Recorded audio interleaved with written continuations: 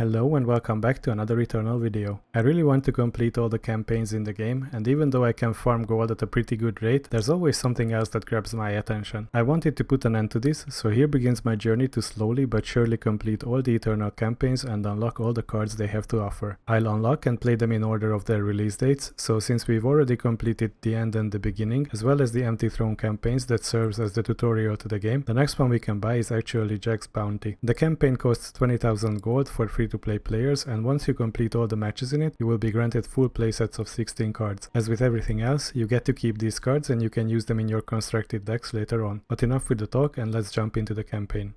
You can also have a nice little preview about the rewards here. These will be all the cards that you can unlock, and you will have full playsets, so 4 piece each once you've completed this campaign.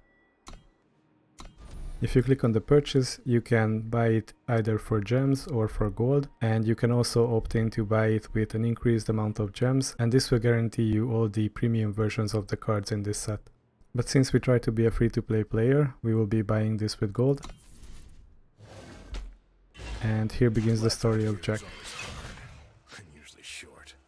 Taking bounties doesn't earn you many friends, but the coin is good, and that's enough. Let's see how you hold yourself when the lead starts to fly. As you can see, each mission has a special rule attached to it. So in the first one, the enemy units will have +1 strength, but we get to draw a card for every one that we kill. So yeah, let's jump into the first match and see how well we can do. Okay, so we can pick whichever deck we want, and I think I just want to play the basic Shadow Strike deck. So these are all the basic decks that you unlock once you play the Empty Throne, and the dual color ones are the ones that you unlock by having quests every 3 days, and once you complete them, you get to keep the deck attached to it.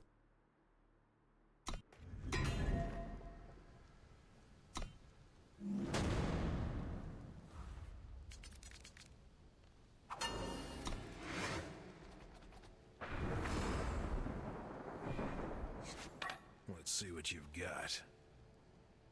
End of the road, friend. Let's start with the Vampire bet. My talents or a price?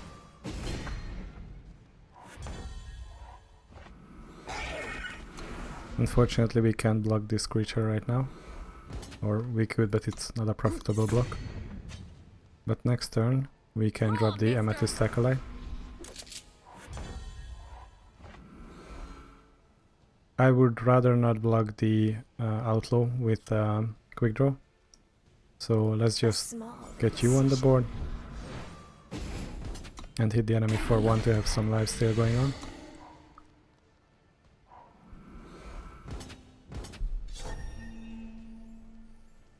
And now we should be drawing a card. Take them one at a time. Stone Scar isn't a place for the weak-hearted. You're not on the list. I just wanna represent some blockers for them. But I guess they will still be attacking here. Especially with Deadly.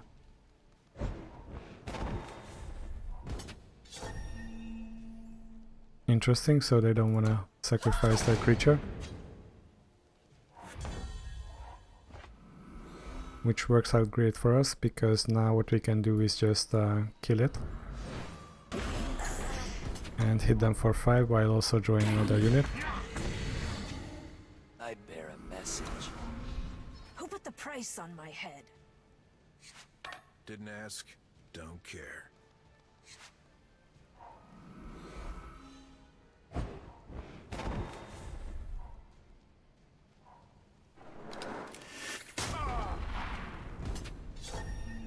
Unfortunately, the other life-stealing creature was shot to death. But we can still push out enough damage for us to win this game, basically.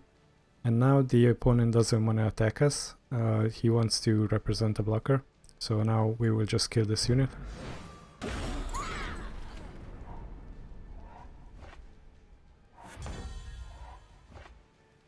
We can swing first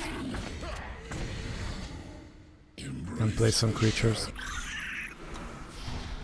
I could have also played Vara's Favor instead of the Direfang Spider, and then next turn I would be guaranteed to play Vara, but as you can see I managed to draw a Shadow Sigil, so I can play her anyway. It's nothing I can't handle. But the opponent was dead on board already. Nice job. Drinks are on you tonight. And that's the first of the 4 bandits down.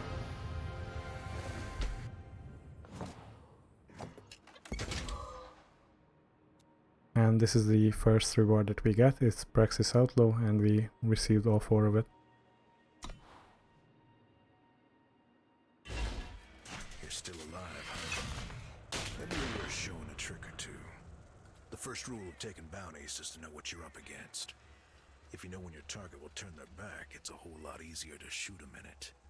Remember, it's all just business. Okay, so the next mission rule is whenever a unit is played, it deals its strength and damage to a random enemy. So we need to be playing units reactively to our opponents, basically, to be ahead on board. And I think a great deck for this would be probably Rakano Glory, because we can boost our creatures' attack power, right? So it's based on attack, if I remember correctly. You're still alive. Yeah, it's strength. So I think we can boost our creature's power by attacking the enemy, and then when we play our next unit, it will be also bigger, dealing instant damage to their units. So I think this can be a winning strategy, but of course this depends on the cards that we draw. Right now it's tempting to just redraw my hand, but I also wanna risk this play. Quick, find some cover.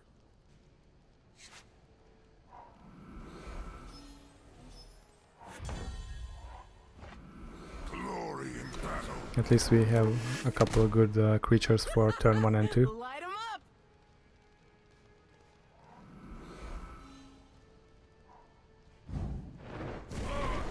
Dodge deals with our first creature, Defend the throne! and I wanted to get the paladin on the board first because she has Aegis.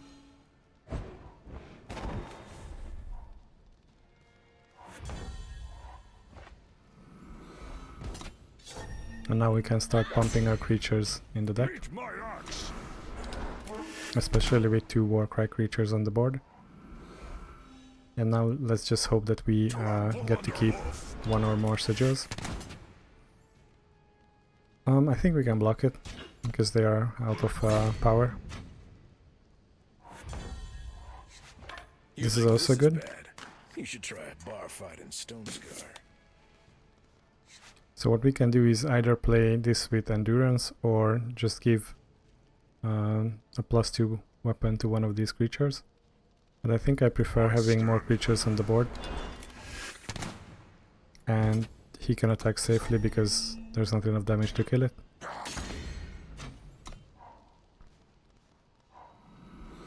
I'll probably summon the Granite Acolyte and give the weapon to herself.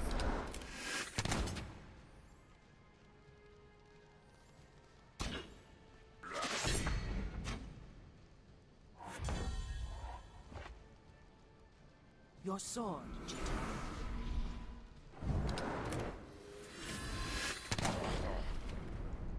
This is good, so it takes into account that I've put the weapon on myself. So now I can attack with both of these.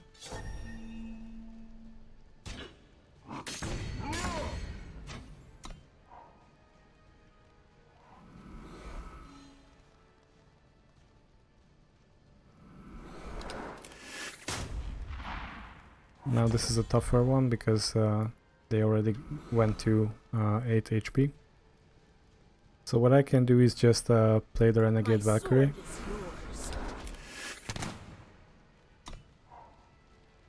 And start to hit in the air.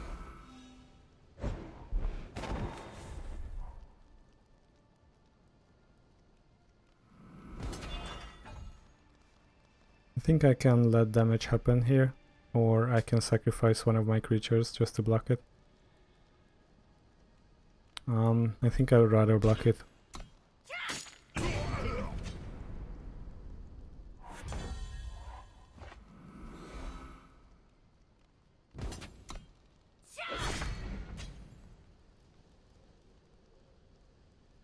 Form ranks!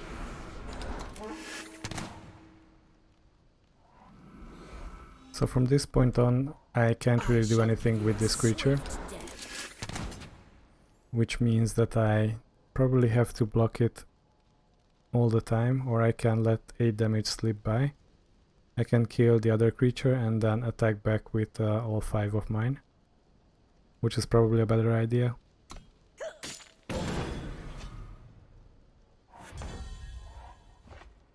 So first things first, that unit dies. We swing for a lot of damage.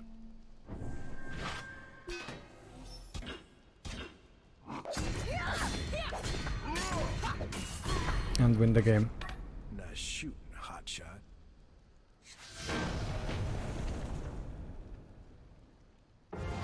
I got quite lucky that I had an enemy unit in the air, or not an enemy unit, I had my unit in the air. Let's see what the second reward is. Also nice. You take the jobs you can get. See, Comrade Inkstain wants himself a real live dinosaur, then we're gonna get one for him. Just keep your cool on this one, and remember, alive. Okay, so we need to use a sleep dart to capture an Avisaur Patriarch, which is probably this card here. I don't know how this works, it will probably be a card. And for this, since we are talking about a flying dinosaur, I might go Primal Fury here. Yeah, probably that's a good idea. Or Elysian Wisdom, which I haven't used that much. Or we can combine some cards and have some removal from the shadow side of the deck. Yeah, let's go with Found Cunning.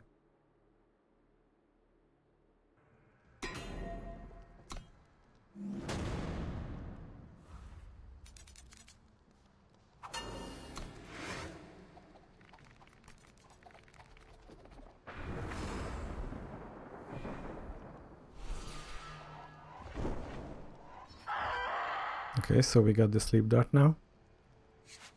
Here he comes. So I assume that this will need to be our last card to play.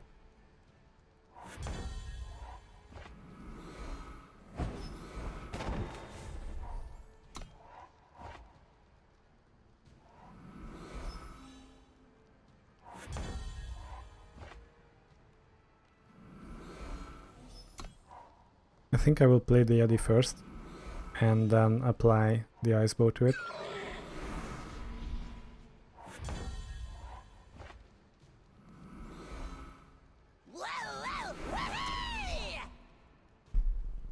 If we can use the Ice Bow to take down this creature, then we can hit the enemy if they don't present another blocker. But that 3/3 can be problematic. Unless we, of course, stun it.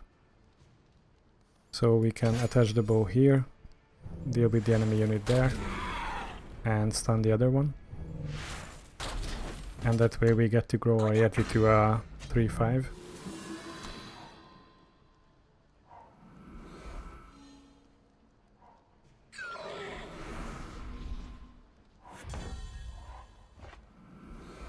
I just want to swing and see if they are willing to block.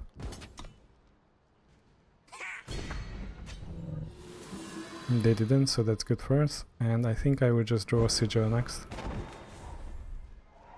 And maybe play the troll. Or the giant, sorry. But I think it's better to have this as an offensive play for next turn.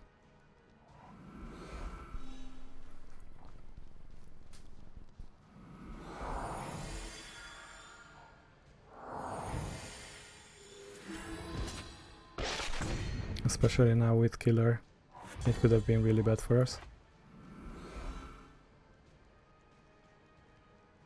In that case, I would just rather kill this unit right now to have a little bit less danger in the air. And we get to keep our Yeti growing.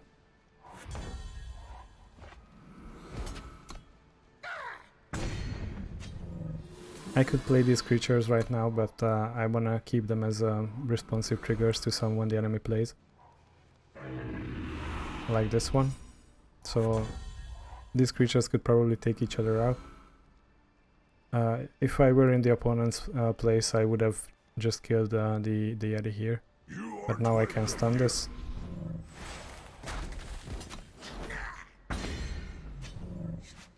Remember, use the dart to bag it. And we need to use the dart, so I'm guessing that the last 3 damage needs to be coming from the dart.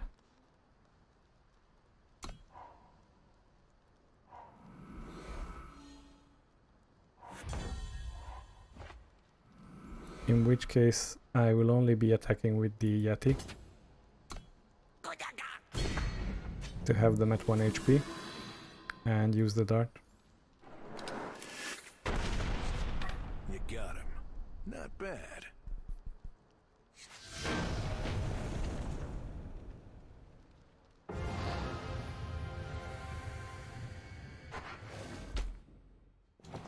Yeah, going into Feln was a pretty good choice. And we got the Abyssor Patriarch.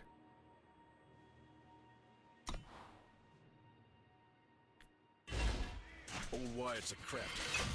Local smuggler looking to auction off his latest haul. They search you coming through the door. So we're going in light. No weapons. Have to make it up as we go along. Okay, so the mission rule is that we have a random deck, so we are not going to pick our own deck right now, which have a lot of factionless cards in it, so let's just click on play and hope for the best.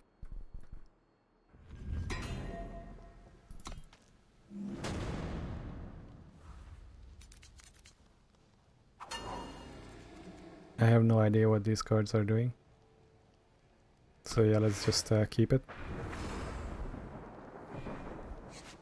You're coming with us, Wyatt.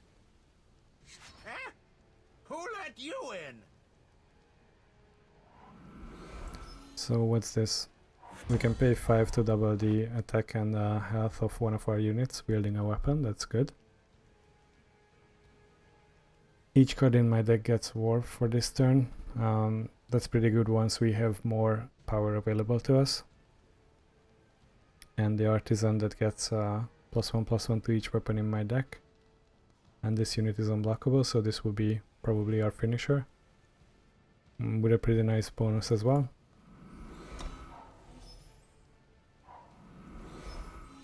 So our first creature will probably be Geril.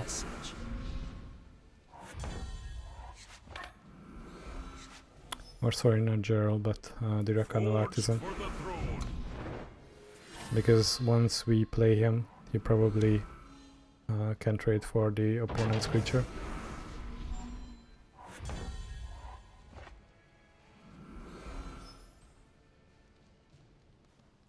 And with a stealthy unit, I move in darkness. we are ahead. And I don't want to attack into this one, because then they get to keep +2/+2 armor. And I'll happily block here. Dead or alive, huh? Too bad that we didn't draw any sigils. The strongest weapon is the spirit. No! You're ruining everything! It's tempting to just block this creature and draw another card. We take what paths we must. But I didn't attack with it.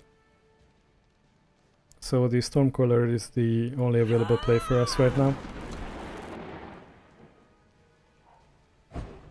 But it gets answered pretty quickly. Otherwise we could have just pinged them for 1 damage a turn.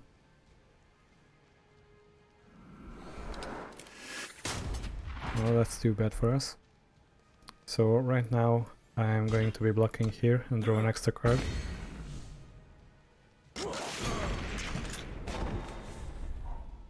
Okay, it's a sigil, so we can deploy our Silver Wing Commander. Fly steady, Valkyrie. And we could be double blocking.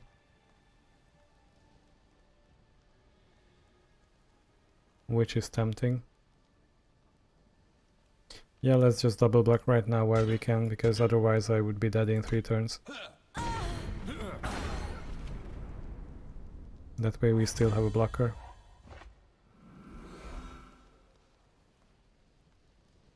Okay, so we can put 10 fire bombs if we manage to hit the enemy with it.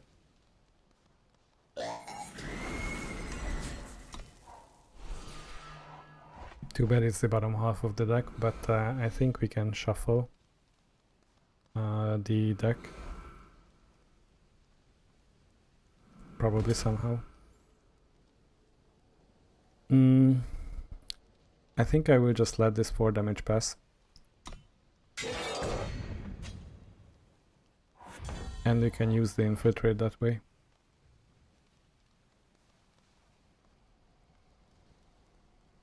Our actions become legend.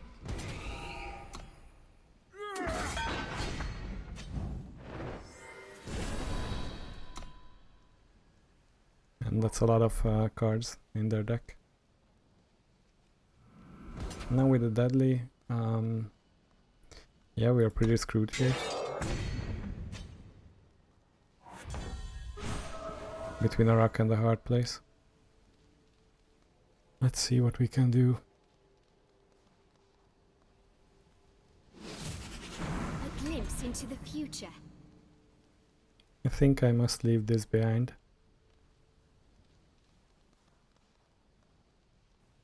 I should have sequenced this a little better, because now I didn't get anything out of this. So we will be swinging with these, and we will try to double block next turn, because I messed this up.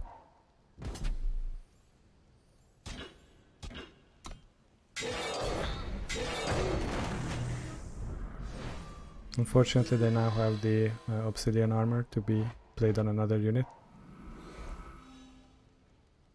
But fortunately for us, they didn't have anything else in their hand. So once per turn I may play 1 and exhaust another soldier to give him +3/+3. And with the amplify cost,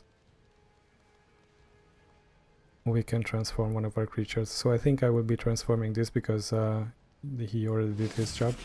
I shall kill you first. Yeah, let's just amplify once. And hit the enemy for a bunch.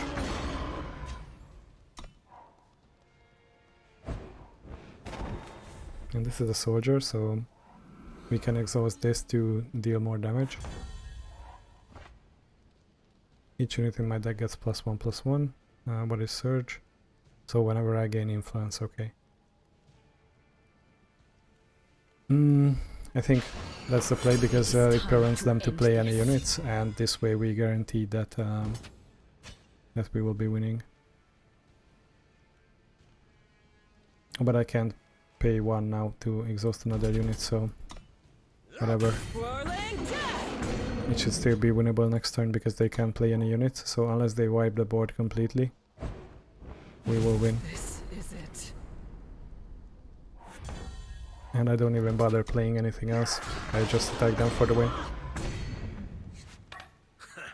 Got him.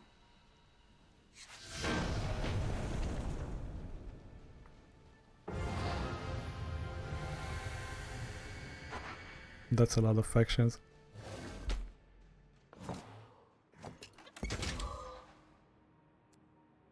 And this is the reward. Never heard of anyone getting damaged from the Praxis Arcanum. So whatever this one meddled with to get herself kicked out of there must be quite the story.